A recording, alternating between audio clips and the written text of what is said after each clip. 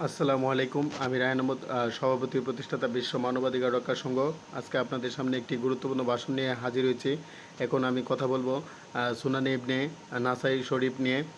সুনানে ইবনে নাসাই, নাসাই বা সুনানে ইবনে নাসাই, অন্য নামে আস সুনানুস সগির হাদিস গ্রন্থ।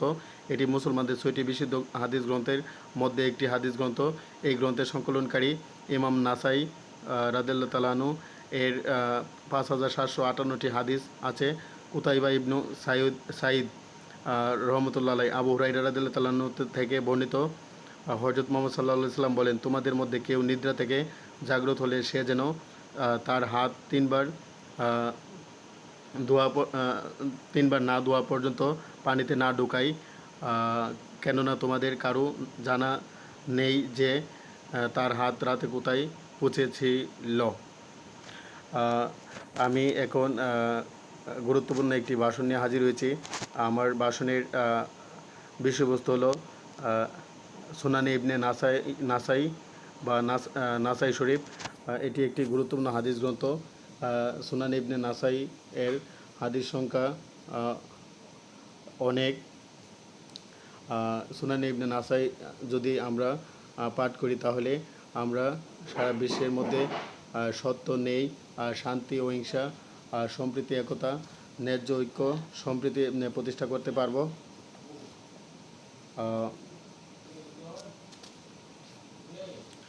সূরা তাওবা, বারাআতু মিনাল্লাহি ওয়া রাসূলি ইলাল্লাযিনা আহাদতু মিনাল মুশরিকিন ফাসি ফিল আরদি আরবাআতা আশহুরি ওয়া লামু আন্নাকুম গায়রু মুজিজিল্লাহি ওয়া আন্নাল্লাহা মুগজিল কাফিরিন। সম্পর্ক ছেদ করা হলো আল্লাহ রাসূলের পক্ষ হতে সেসব মুশরিকদের সাথে যাদের সাথে তোমরা চুক্তিবদ্ধ হয়েছিলে। অতঃপর তোমরা দেশে তার 4 মাসকাল পরিভ্রমণ করো ও জেনে রাখো যে তোমরা আল্লাহকে হীনবল করতে পারবে না এবং আল্লাহ কাফিরদের লাঞ্ছিত করে থাকেন। সূরা তাওবার গুরুত্বপূর্ণ 2টি আয়াত।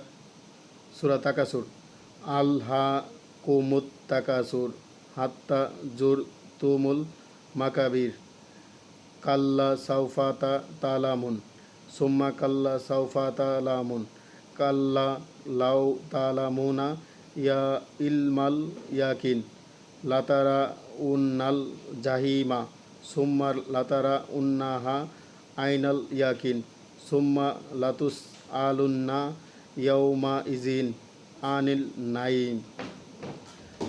প্রাচুর্যের প্রতিযোগিতা তোমাদের বলিয়ে রেখেছে, যদিও তোমরা কবরের সম্মুখীন হও কখনোই নই, তোমরা শীঘ্রই জানবে।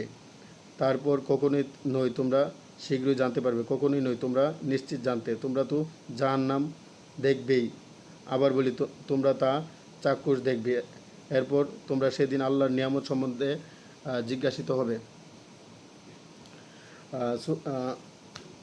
সূরা আসর, ওয়াল আসরি ইন্নাল ইনসানা লাফি খুসরিন ইল্লাল্লাযিনা আমানু ওয়া আমিলুস সালিহাতি ওয়া তাওয়াসাউ বিল হাক্কি ওয়া তাওয়াসাউ বিস সাবরি।